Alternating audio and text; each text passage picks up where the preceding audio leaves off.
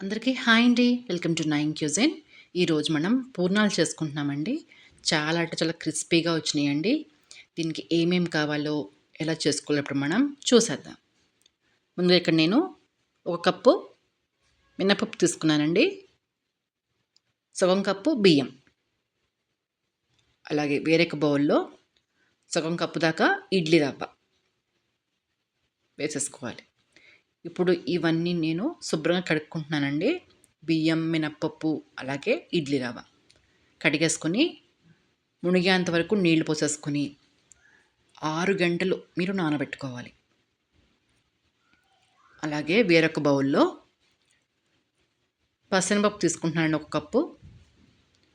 ఇది కూడా శుభ్రంగా కడిగేసుకొని నీళ్లు పోసేసుకొని 2-3 గంటల వరకు నానబెట్టుకోవాలి. 6 గంటల తర్వాత పప్పు బియ్యం నానిపోయినాయండి. నేను ఇలాగా వడబోసుకున్నాను. నీళ్ళనేవి లేకుండా ఉంటాయి కదా! ఇప్పుడు వీటిని మిక్సీ జార్‌లో వేసేసుకొని కొద్ది కొద్దిగా నీళ్లు వేసుకుంటూ దోసల పిండి కంటే కొంచెం గట్టిగా ఉండాలి. అప్పుడే మనకి పూర్ణంకి బాగుంటుంది.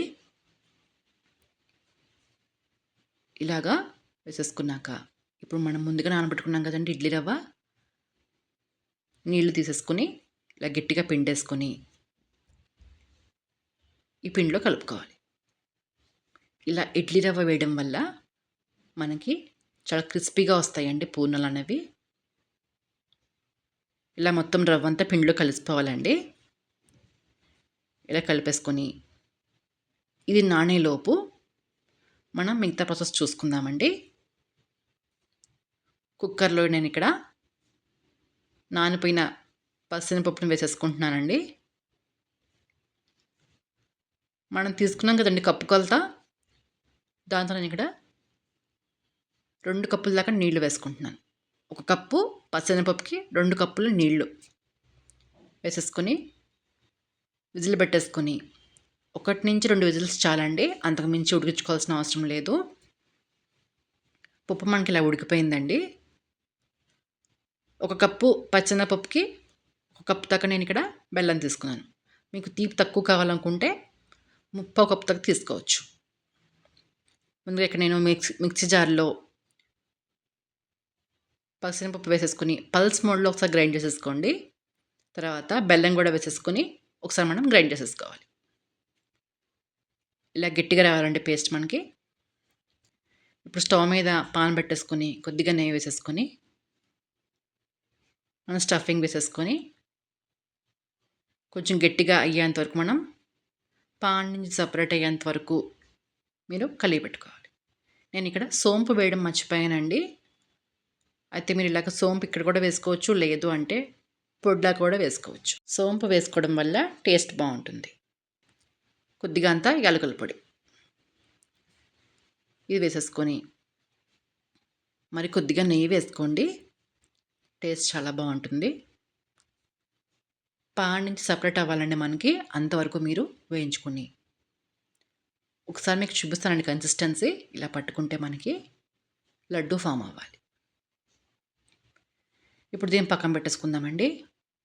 ముందుగా మనం రుబ్బి ఉంచుకున్న పిండిలోకి కొద్దిగా అంత బెల్లం, అలాగే కొద్దిగా అంత ఉప్పు ఇలా వేసుకోవడం వల్ల మనకి పైన లేయర్ అన్నది, పూర్ణం లేయర్ అన్నది మనకి చప్పగా ఉండకుండా కొద్దిగా అంత స్వీట్గా ఉంటుంది.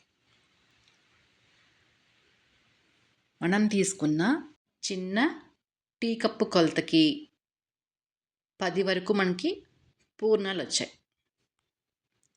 తర్వాత స్టవ్ మీద మనం నూనె పెట్టేసుకుందామండి. కొద్దిగా వేడవ్వాలి. ఇప్పుడు ఒక్కొక్కటి తీసుకొని మనం ఇలాగా పిండిలో డిప్ చేసుకోవాలి. ఇలా మీరు స్పూన్తో అయినా వేసుకోవచ్చు, లేదు అంటే చేత్తో కూడా వేసుకోవచ్చు. అది మీ ఇష్టం అండి.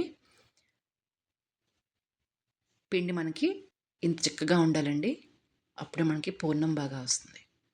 ఇలా నెమ్మదిగా ఒకటి వేసేసుకోండి. పూర్ణం వేసేటప్పుడు చాలా జాగ్రత్త అండి.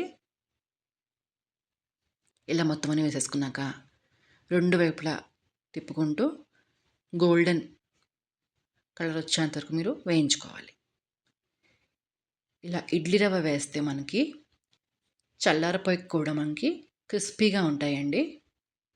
చాలామంది బొంబాయి రవ్వ వేసుకుంటారు. కానీ మీరు ఒక్కసారి ఇడ్లీ రవ్వని వేసి ట్రై చేయండి. చాలా బాగా వస్తాయండి.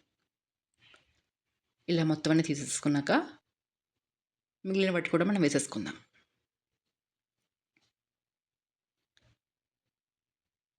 మన పూర్ణం చాలా త్వరగా అయిపోతుందండి. నానబెట్టుకోవడం ఒకటే లేటు. మిగిలినవన్నీ త్వరగానే అయిపోతాయి. ఇలాగ మొత్తం అన్నీ డార్క్ గోల్డెన్ బ్రౌన్ వచ్చేదాకా మీరు వేయించేసుకుంటే మన వేడి వేడి పూర్ణాలు రెడీ అయిపోయినాయండి. మీరు ట్రై చేయండి. నాకు కామెంట్ రూపంలో తెలియజేయండి. మీ అందరికి నచ్చిందని అనుకుంటున్నానండి. మీ ఫ్రెండ్స్కి, ఫ్యామిలీ మెంబర్స్కి షేర్ చేయండి. నా ఛానల్కి సబ్స్క్రైబ్ చేసుకోండి. థ్యాంక్స్ ఫర్ వాచింగ్ అండి.